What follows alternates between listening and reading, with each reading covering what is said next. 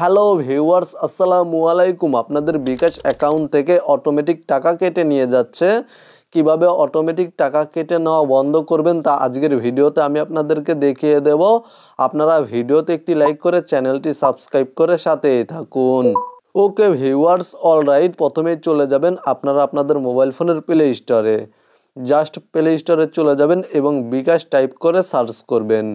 তারপরে বিকাশ অ্যাপ্লিকেশনটি play store থেকে ইনস্টল করে নেবেন এবং আপনাদের বিকাশ অ্যাকাউন্টটি লগ ইন করে নেবেন। দেন এখানে দেখতে পাচ্ছেন বিকাশের লোগো শো করছে, জাস্ট এখানে ক্লিক করে দিবেন। তারপরে এখান থেকে নিচে চলে আসবেন এবং এখানে দেখতে পাচ্ছেন অটো পে নামে একটি অপশন শো করছে, জাস্ট এই অপশানে ক্লিক করে দিবেন।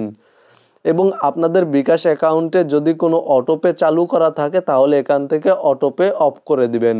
এখানে দেখতে পাচ্ছেন আমার পে বিলে অটোপে চালু করা রয়েছে, তাই আমার বিকাশ অ্যাকাউন্ট থেকে অটোমেটিক টাকা কেটে নেয়। জাস্ট এখানে ক্লিক করে দিবেন, অটোপেতে ক্লিক করে দিবেন। তারপরে এখানে দেখতে পাচ্ছেন লেখা রয়েছে অটোপে বন্ধ করুন, এই অপশানে ক্লিক করে দিবেন। তারপরে এখানে দেখতে পাচ্ছেন হ্যাঁ বন্ধ করুন, এই অপশানে পুনরায় আবার ক্লিক করে দিবেন। তাহলে আপনাদের বিকাশ অ্যাকাউন্ট থেকে অটোপে বন্ধ হয়ে যাবে। তারপরে এখান থেকে ব্যাক করে দিবেন এবং এখানে দেখতে পাচ্ছেন সার্চ অপশন, এখানে ক্লিক করে দিবেন। তারপরে এখানে সার্চ অপশানে আপনারা টাইপ করবেন সাবস্ক্রিপশন। সাবস্ক্রিপশন টাইপ করে সার্চ করার পরে সাবস্ক্রিপশন অপশানে ক্লিক করে দিবেন। তাহলে আপনাদের বিকাশ অ্যাকাউন্টে যদি কোনো সাবস্ক্রিপশন চালু করা থাকে তাহলে সাবস্ক্রিপশনটি এখানে দেখতে পাবেন এবং এখান থেকে সাবস্ক্রিপশনটি বন্ধ করে দিবেন।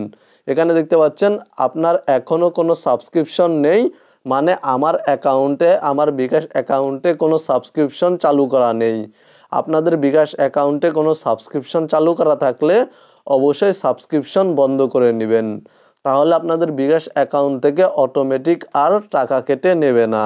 মূলত আজকের ভিডিওটি এই পর্যন্তই। ভিডিওটি ভালো লাগলে ভিডিওতে একটি লাইক করে চ্যানেলটি সাবস্ক্রাইব করে সাথেই থাকবেন। ভালো থাকবেন, সুস্থ থাকবেন।